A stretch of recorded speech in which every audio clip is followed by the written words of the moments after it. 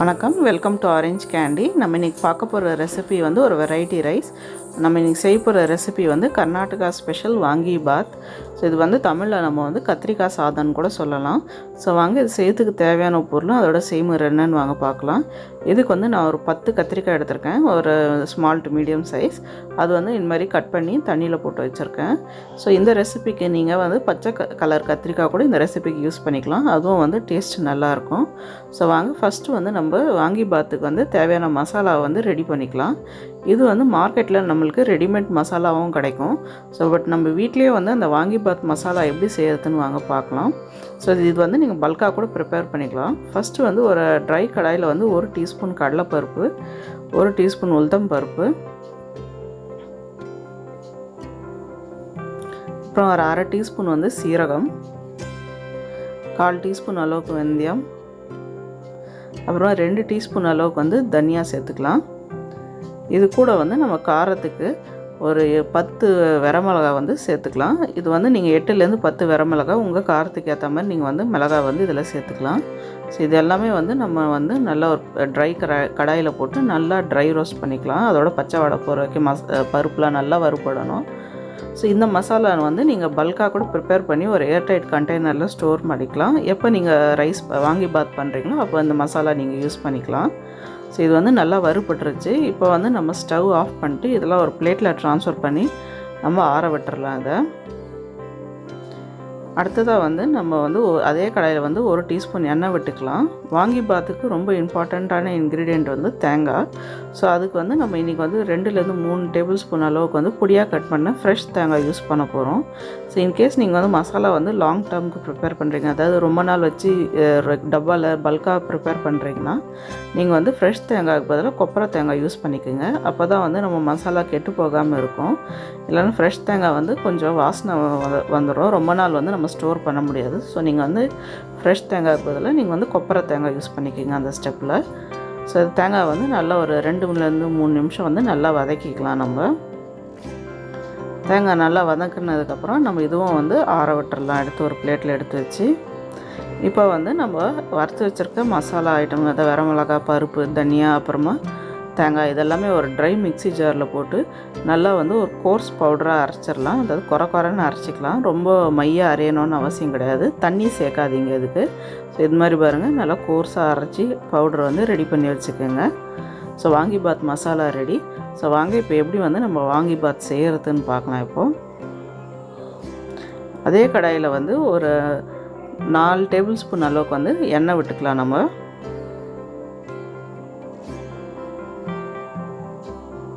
எண்ணெய் நல்லா சூடானதுக்கப்புறம் அரை டீஸ்பூன் கடுகு, அரை டீஸ்பூன் வந்து சீரகம்,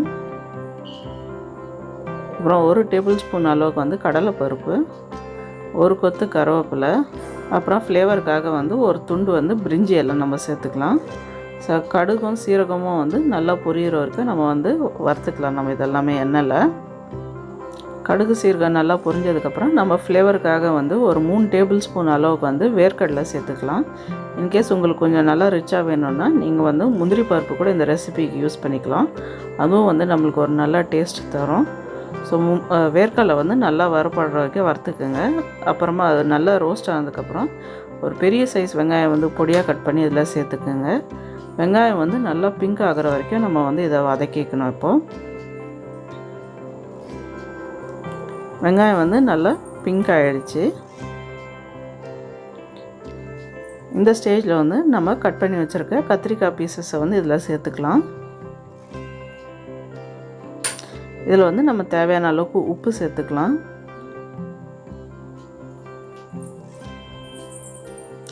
கால் டீஸ்பூன் அளவுக்கு மஞ்சள் தூள் சேர்த்துட்டு நல்லா மிக்ஸ் பண்ணி விட்டுடுங்க. நல்லா மிக்ஸ் பண்ணி ஸ்லைட்டாக வந்து கத்திரிக்காய் நல்லா வதக்கிக்கங்க 1லேருந்து 2 நிமிஷம்.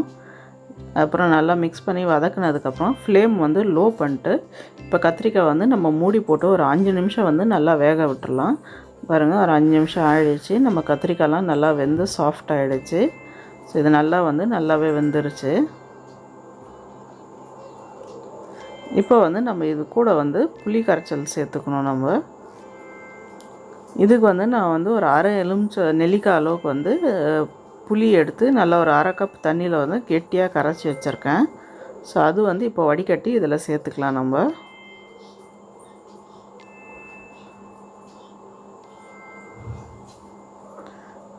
இப்போ இது நல்லா வந்து நம்ம புளி கச்சலை, நம்ம கத்திரிக்காய், அப்புறம் மசாலா இதெல்லாம் சேர்ந்து நல்லா ஒரு வாசனை வருது. இது கூட நம்ம அரைச்சி வச்சுருக்க வாங்கிபாத் மசாலா சேர்த்துடலாம். ஸோ இதுவும் நல்லா சேர்ந்துச்சுன்னா நம்மளுக்கு வந்து ஃப்ளேவரும் மணமும் வந்து நல்லா சூப்பராக இருக்கும். ஸோ நம்ம அரைச்சி வச்சுருக்க மற்ற மசாலாவையும் அதில் சேர்த்துடலாம்.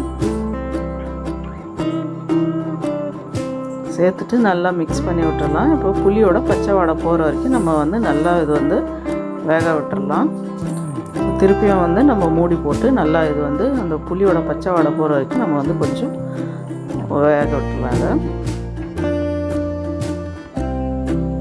ஒரு 3லேருந்து 5 நிமிஷம் வந்து நல்லா வந்து நம்ம அதோட ராஸ்மெல் போட்டோம் மசாலாவில் அந்த ஃப்ளேவர் இறங்கட்டோன்னு விட்டுடலாம். பாருங்கள், எண்ணெய்லாம் கூட நல்லா கசஞ்சி வந்துடுச்சு. நம்ம புளியோட பச்சை வாடை போயிடுச்சு. இப்போயே வந்து நல்லா சூப்பராக வாசனை வருது. நம்ம கத்திரிக்காய், மசாலா, புளி கரைசல் எல்லாம் சேர்த்தோன்னே நல்லா சூப்பராக இருக்குது நம்ம வாங்கிபாத் மிக்ஸ். ஸோ வாங்க இப்போ இதில் வந்து நம்ம வேக வச்ச சாதத்தை வந்து இதில் சேர்த்துக்கலாம். இதுக்கு வந்து 1 கப் ரைஸ் வந்து வடித்து வச்சுருக்கேன். ஸோ அது வந்து நம்ம இதில் சேர்த்துக்கலாம். நம்ம இப்போ வந்து நல்லா நம்ம வந்து ரைஸ் எல்லாமே நல்லா கோட் ஆகிற மாதிரி மிக்ஸ் பண்ணி விட்டுக்கலாம்.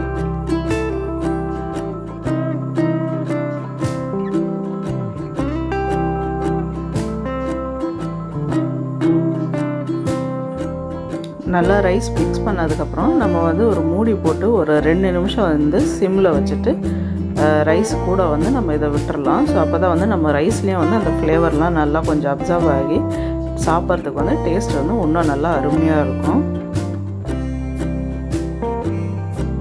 இப்போ 2 நிமிஷம் ஆகிடுச்சு. நம்ம பிளேட்லேயும் எடுத்து வச்சு வாங்கிபாத்தை சர்வ் பண்ணியாச்சு. கண்டிப்பாக இந்த Karnataka special vangibath recipe try பண்ணி பாருங்கள். உங்களுக்கும் பிடிக்கும்னு நினைக்கிறேன். ட்ரை பண்ணி பார்த்துட்டு எப்படி இருந்துச்சுன்னு வந்து கமெண்ட் செக்ஷனில் சொல்லுங்கள். அப்புறம் இந்த வீடியோ உங்களுக்கு பிடிச்சிருந்தா லைக் பண்ணுங்கள், ஷேர் பண்ணுங்கள். அப்புறம் மறக்காமல் எங்கள் சேனலில் ஆரஞ்சு கேண்டிக்கு சப்ஸ்கிரைப் பண்ணுங்கள். நன்றி, வணக்கம்.